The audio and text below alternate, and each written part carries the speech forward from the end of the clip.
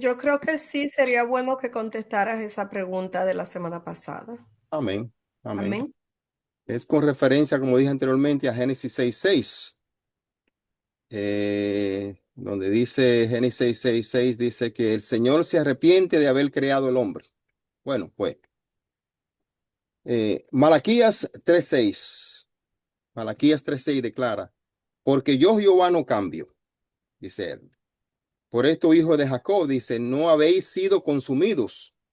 De manera similar, Santiago 1:17 nos dice, toda buena dávida y todo don perfecto desciende de lo alto, del Padre de las luces, en el cual no hay mudanza ni sombra de variación. Nosotros servimos a un Dios firme, a un Dios que no cambia, a un Dios que sus promesas son verdaderas, a un Dios que al justo, que con el justo tiene lo que tiene que, y con el que no es justo también, no cambia de la noche a la mañana. El significado de números aquí, números 23:19, no puede ser más claro. Dios no es hombre, dice, para que mienta, ni hijo de hombre para que se arrepienta. Él dijo, no hará, habló y no lo ejecutará. Ahora, basado en estos versículos, vemos que es un Dios firme que no cambia, ¿verdad? No, Dios no cambia. Dios es inmutable, inamovible, es firme, es estable, es constante, es inalterable. También es sabio en su poder, así que no puede cambiar de opinión en el sentido de darse cuenta de un error, dar marcha atrás e intentar una nueva táctica. Ese no es el Dios que servimos. Entonces la pregunta surge, ¿cómo explicamos los versículos que parecen decir que Dios cambia de opinión? ¿Cómo lo explicamos? Tales como Génesis 6:6, y se arrepintió Jehová de haber hecho el hombre en la tierra y le dolió su corazón. También vemos Éxodos 32:14, declara, entonces Jehová se arrepintió del mal, dice, que dijo que había de hacer a su pueblo. Ese otro versículo algunos dicen que contradice la Biblia.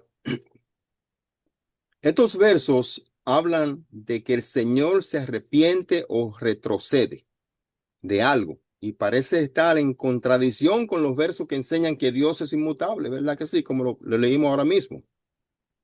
Otro pasaje que se usa a menudo para mostrar que Dios cambia de opinión es la historia de Jonás. Sí, la historia de Jonás. A través de su profeta, dice que Dios le había dicho a Nínive que destruiría la ciudad en 40 días. Sin embargo, Nínive se arrepintió de su pecado. En respuesta al arrepentimiento de los sirios, Dios se dio y se arrepintió del mal que había dicho que le haría y no lo hizo. Cuando leemos eso, dijo, pero él dijo que destruiría la ciudad y no lo hizo. Aquí hay dos consideraciones importantes y escuchen esto, muy importante, que involucran los pasajes que dicen que Dios cambió de opinión.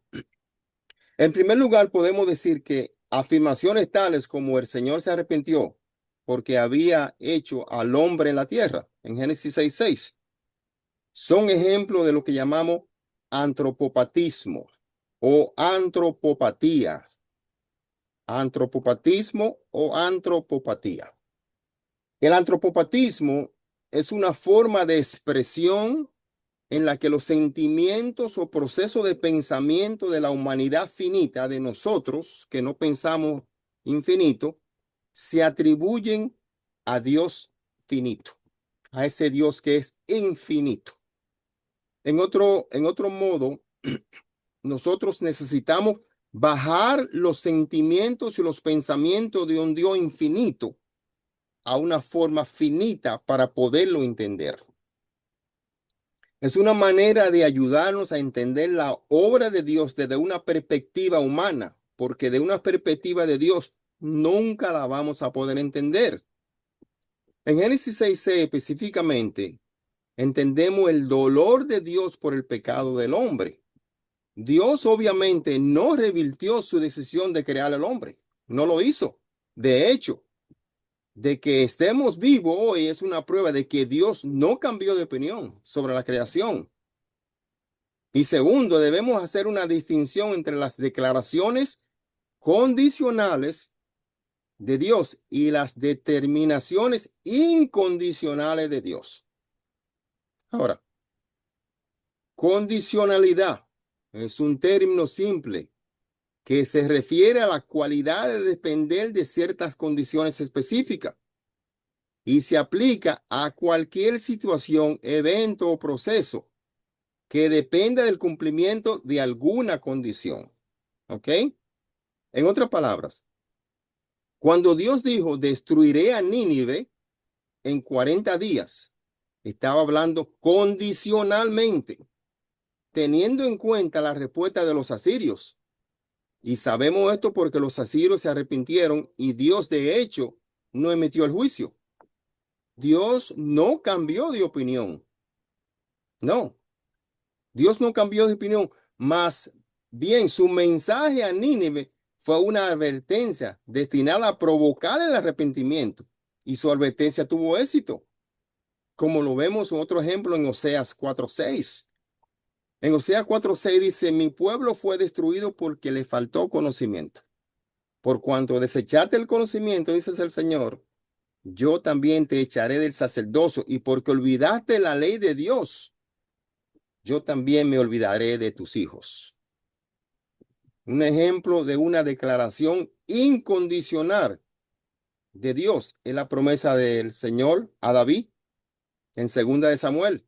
Sí, el Señor en Segunda de Samuel le dice a David, y será firmada tu casa y tu reino para siempre delante de tu trono, y tu trono será estable eternamente. En esta declaración aquí no hay ninguna condición expresa o implícita. No la hay.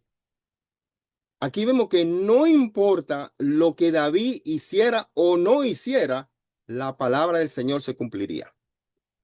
Dios nos habla de la naturaleza prudente de alguna de sus declaraciones y del hecho de que Él actuará de acuerdo con nuestras decisiones.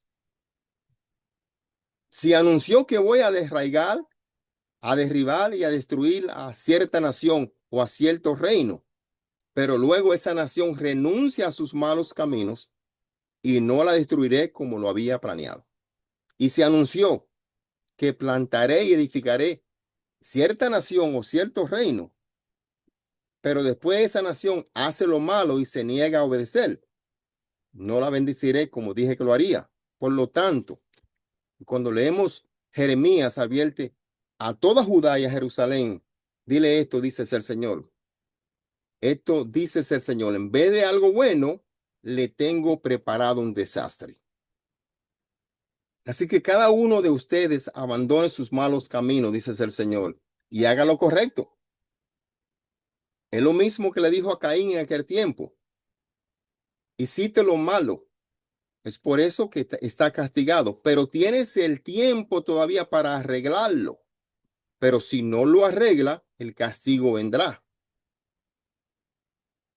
Aquí noten la palabra condicional, sí. Si esa nación a la que advertí se arrepiente, como Asiria en Jonás 3, entonces cederé, dice el Señor.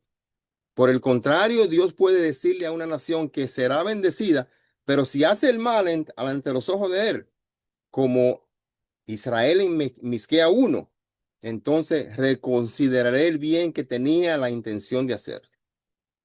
Aquí la conclusión es que Dios es completamente consistente. Completamente consistente. Dios es inmutable en su naturaleza. Su plan y su ser no pueden estar contentos un día con el culpable y al siguiente día enojado. Esto mostraría que es mutable y nada digno de confiar. Asimismo, para que Dios le diga a Nínive, te voy a juzgar, y luego después de que se arrepiente, se niega a juzgarlo, puede parecer que Dios cambia de opinión. Pero en realidad Dios simplemente se mantiene fiel a su carácter. Ama la misericordia y perdona al arrepentido. ¿Se ha olvidado Dios del misericordioso? en Salmos 7, 20? La respuesta es no, no se ha olvidado, ¿verdad? ¿Nuestro cambio de corazón significa que Dios cambia? No. Si acaso nuestra salvación apunta al hecho de que Dios no cambia, ¿por qué? Si no nos hubiese salvado por causa de Cristo, habría actuado en contra de su carácter. Dios es completamente consistente. Dios es completamente consistente y no hay contradicción en la Biblia, hermano. Y creo que eso explica esos versículos que suel, tienen a ser malentendidos por algunos en algunos casos. Con esto creo que he contestado esa pregunta. ¿Alguna sugerencia, alguna otra pregunta? Por favor, si tenemos el tiempo, que estamos súper pasados ya. Amén. Muchísimas gracias, ministro. De mi parte, yo creo que más claro no puede ser. Ya lo entendí, que es condicional, porque es verdad que esos versículos me confundían, Amén. pero ya lo tengo bien claro. Para que respetemos entonces el tiempo de los demás. Cualquier otra pregunta o cualquier otra cosa que quieran agregar, por favor envíenmela al grupo o me lo envían personal. Entonces ya la pregunta de esta semana se la pasamos al ministro y él la contesta la semana que viene. Amén. Así es que muchas gracias a todos por estar aquí. Le damos la bienvenida a una persona que está nueva hoy en la clase, es Irving Guzmán. Creo que se llama Jessica. La persona, pero el teléfono está a nombre de Irving Guzmán. Que Dios te bendiga. Muchas gracias por estar aquí. Aquí estamos todos los miércoles a las 7 de la noche